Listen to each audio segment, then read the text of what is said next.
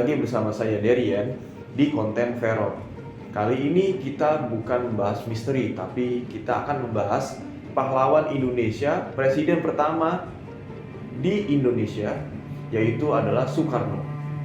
Insinyur Soekarno atau yang biasa dipanggil Bung Karno yang lahir di Surabaya, Jawa Timur pada tanggal 6 Juni 1901 dari pasangan Raden Sukemi Sasrodiharjo dengan Ida Ayu Nyoman Rai. Ayah Soekarno adalah seorang guru. Raden Sukemi bertemu dengan Ida Ayu ketika dia mengajar di Sekolah Dasar Pribumi Singaraja, Bali. Soekarno hanya menghabiskan sedikit masa kecilnya dengan orang tuanya hingga akhirnya dia tinggal bersama kakeknya Raden Harjo Kromo di Tulung Agung, Jawa Timur. Soekarno pertama kali bersekolah di Tulung Agung hingga akhirnya dia ikut kedua orang tuanya pindah di Mojokerto. Di Mojokerto, ayahnya memasukkan Soekarno ke Irsti Inland Sea School di tahun 1911. Soekarno dipindahkan ke Eurosea Leaguery School untuk memudahkannya diterima di Hungary Border School. Setelah lulus pada tahun 1919, Soekarno melanjutkan pendidikannya di SBS Surabaya, Jawa Timur. Di Surabaya, Soekarno banyak bertemu dengan para tokoh dari Sarekat Islam. Ya, organisasi kala itu dipimpin oleh Os Cokroaminoto yang juga memberi tumpangan ketika Soekarno tinggal di Surabaya. Dari sinilah rasa nasionalisme dari dalam diri Soekarno terus menggelora. Di tahun berikutnya, Soekarno mulai aktif dalam kegiatan organisasi pemuda Trikoro Darmo yang dibentuk sebagai organisasi dari Budi Utomo. Nama organisasi tersebut kemudian Soekarno ganti menjadi Jong Java atau Pemuda Jawa pada 1918. Di tahun 1920, selesai tamat dari SBS, Soekarno melanjutkan studinya ke Teknis Home School yang sekarang berganti nama menjadi Institut Teknologi Bandung. Di Bandung, beliau mengambil jurusan Teknik Sipil. Saat bersekolah di Bandung, Soekarno tinggal di kediaman Haji Sanusi yang merupakan anggota Sarekat Islam dan sahabat karib Cokroaminoto.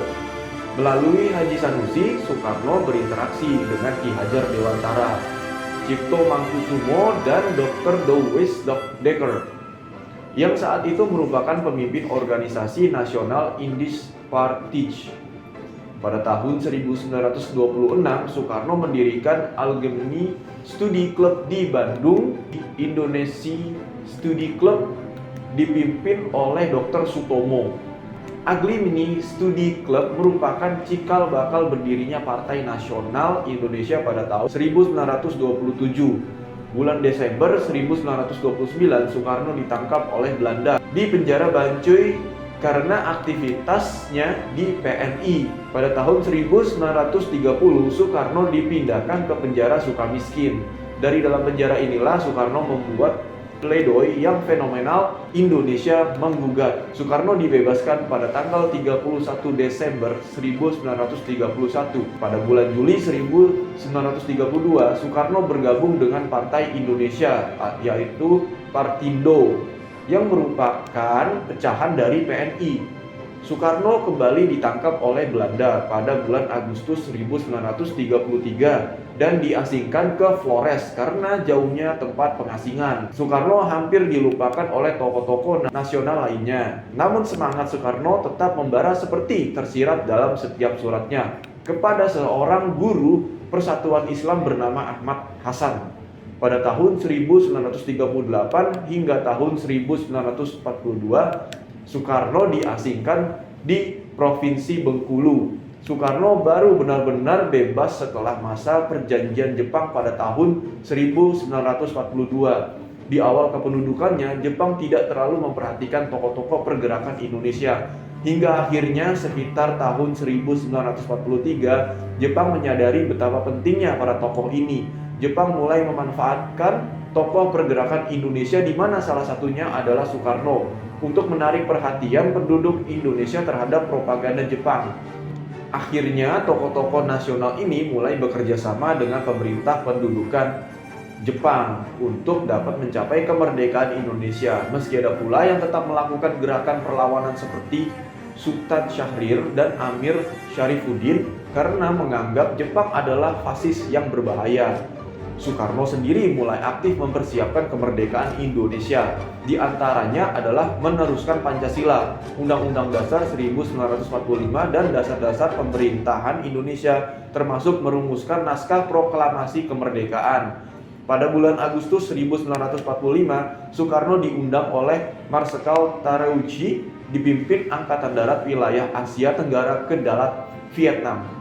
Marsekal Terauchi menyatakan bahwa sudah saatnya Indonesia merdeka dan segala urusan proklamasi kemerdekaan Indonesia adalah tanggung jawab rakyat Indonesia sendiri.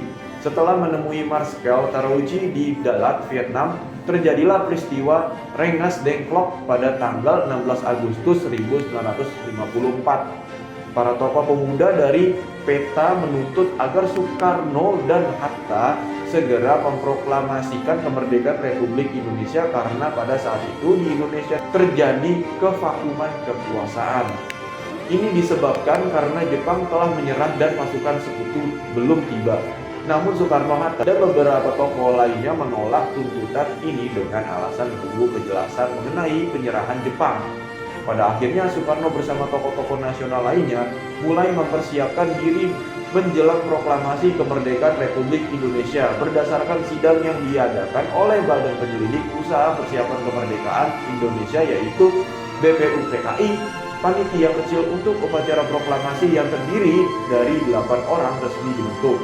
Pada tanggal 17 Agustus 1945, Indonesia memproklamasi kemerdekaannya. Teks proklamasi secara langsung dibacakan oleh Soekarno yang semenjak pagi telah memenuhi halaman rumahnya di Jalan Pengasahan Timur 56, Jakarta. Pada tanggal 18 Agustus 1945, Soekarno dan Muhammad Hatta diangkat oleh PPKI menjadi Presiden dan Wakil Presiden Republik Indonesia pada tanggal 29 Agustus 1945. Pengangkatan Presiden Soekarno dan Wakil Presiden Muhammad Hatta dikukuhkan oleh KNIP. Kemerdekaan yang telah didapatkan ini tidak langsung bisa dinikmati karena di tahun-tahun berikutnya masih ada sekutu yang secara terang-terangan tidak mengakui kemerdekaan Indonesia dan bahkan berusaha untuk kembali menjajah Indonesia. Rakyat Indonesia di Surabaya dengan giginya terus berjuang untuk tetap mempertahankan kemerdekaan hingga akhirnya Brigadir Jenderal Malabi tewas dan pemerintah Belanda menarik pasukannya kembali. Perang seperti ini tidak hanya terjadi di Surabaya, tapi juga hampir di setiap kota.